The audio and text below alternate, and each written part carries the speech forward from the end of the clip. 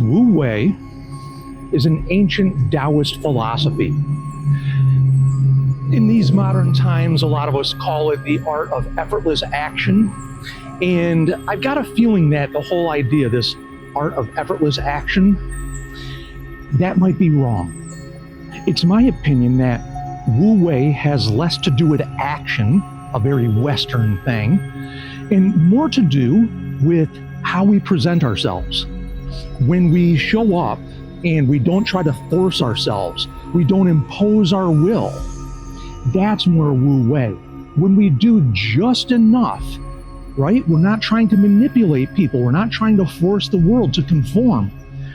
We're acting just enough so that we can move forward.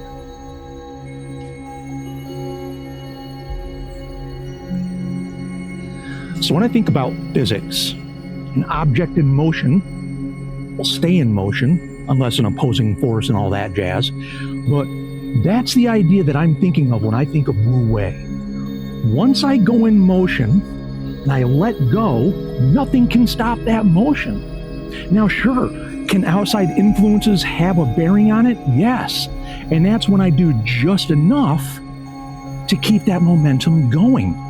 It's not about punching and clearing the way, right? That's manipulating the thing. That's forcing people to conform to our reality. And when we do that, there's a whole lot of suffering that comes. So the idea is to be effortless, to set yourself in motion, to have a goal, to have a beautiful goal, and then let go how you get there.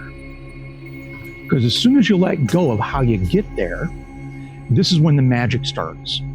Now, a lot of people think of woo-woo magic in this respect, and there could be nothing further from the truth. True magic is synchronicity with life. True magic is when we slow down, when we stop going so fast and slow down, and we get a wider field of view, and more things start to come into view.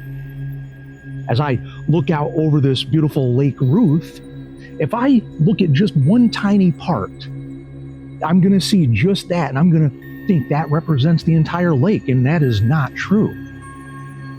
So when that field of view is wide open, and I'm practicing Wu Wei, just enough effort, not too much.